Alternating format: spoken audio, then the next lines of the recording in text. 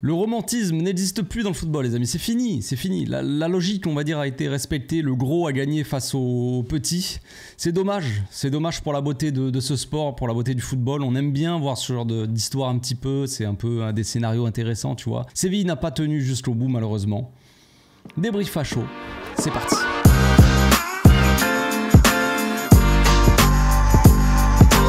Au passage, n'hésite pas à nous rejoindre si c'est pas encore fait et à partager la chaîne autour de toi, ça fera plaisir à tonton. Séville n'a pas pu tenir plus de 63 minutes face à City, malheureusement c'est comme ça, la logique a été respectée comme je l'ai dit. Un match, on va dire, maîtrisé dans l'ensemble pour City, une équipe de Séville qui a franchement été très sympathique. Franchement, qui est toujours sympathique à voir jouer. Quand on voit dans les coupes, tout ça, on sait qu'en Coupe d'Europe, ils sont souvent intéressants. Souvent, il y a des scénarios. Souvent, les équipes se dépassent, tu vois. C'est des équipes intéressantes à suivre dans ces compétitions.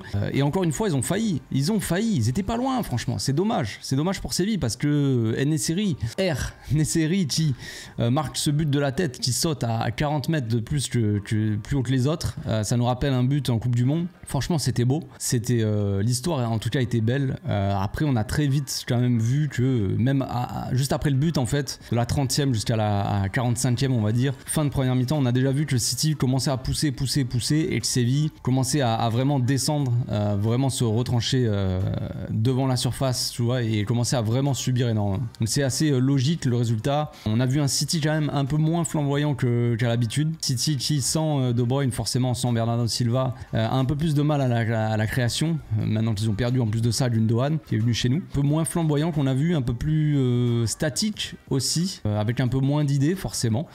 Donc c'est toujours assez marrant de voir ça. On voit concrètement, on a vu City galérer un peu contre une équipe qui était assez agressive, qui jouait pour la plupart du temps avec un bloc bas. J'ai eu l'impression pendant un temps, je me suis dit, et s'il fallait virer Guardiola? Et oui, Guardiola out, j'ai envie de dire. Guardiola est limité comme coach. Il est limité, il n'arrive pas à battre Séville. Séville, ils ont fini combien la saison dernière? À combien au classement ils étaient Séville la saison dernière? Ils ont fini quoi, 10e, je sais plus exactement, mais ils ont fini assez bas. Une équipe de moitié de tableau comme ça, et le grand City, le grand Pep Guardiola n'arrive pas à battre City. Pas normal ça. Moi je lancerai une petite pétition. Je pense que Guardiola n'est pas au niveau, n'a pas le niveau, c'est un coach limité et il faut qu'il soit viré. Ramenez-nous Koeman, ramenez-nous Tuchel ou Nagelsmann, je sais pas, n'importe qui, mais Guardiola n'a plus rien à faire dans un grand club. C'est fini, sa carrière est foutue. Non, plus sérieusement, c'est pour vous, tout simplement, ce match-là nous a montré à quel point de galérer contre des plus petites équipes, ça peut arriver à tout le monde, évidemment. Surtout quand tu es le grand Pep Guardiola. Guardiola n'a pas forcément trouvé la solution. Évidemment que la solution, il l'a eu parce que ses joueurs, concrètement, City est revenu au score, les amis, parce que Séville n'est pas une équipe assez forte concrètement.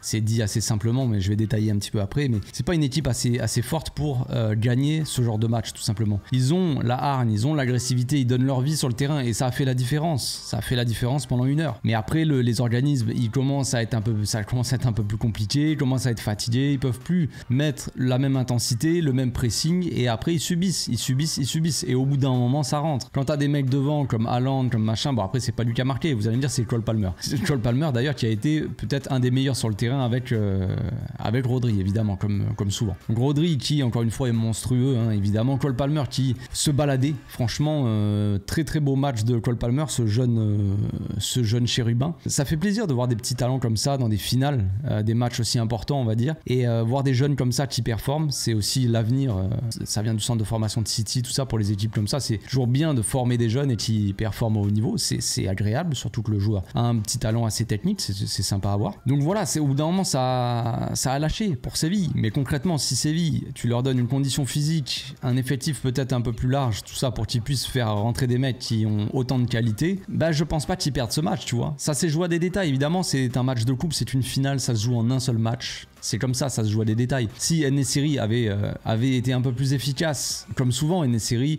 très très bon de la tête. Par contre, évidemment, quand il s'agit de tirer, de faire des face-à-face avec le gardien, c'est un peu plus compliqué. C'est plus compliqué. Il a loupé quand même 2 ou 3 face-à-face contre Ederson. C'est dur. C'est dur pour lui qui était pendant l'espace d'une heure, qui était le sauveur de Séville. C'est dommage. C'est dommage pour Séville, oui. Moi j'étais pour Séville, hein, complètement, vous avez peut-être compris ou quoi, mais je me suis dit, allez, on va supporter un peu une petite équipe comme ça serait bien de voir s'ils arrivent à emmerder un petit peu City, et c'est ce qu'ils ont fait. C'est ce qu'ils ont fait, malheureusement City, c'est City, c'est un peu trop dur, tu vois. Ils ont une maîtrise totale sur le match, ils t'étouffent en fait, ils t'asphyxient, et toi t'as pas le choix, au bout d'un moment t'es obligé de subir, et tu subis tellement que ça en devient très compliqué de tenir. Puis après voilà, la séance de tir au but, hein, les amis, pas de prolongation, j'étais pas sûr moi s'il y avait une prolongation ou pas, mais bref, séance de tir au but, ça s'est joué à des détails, ça s'est joué à des détails, parce que le tir, juste avant que Goudej là, il loupe son tir au but, il tire sur la barre, et ben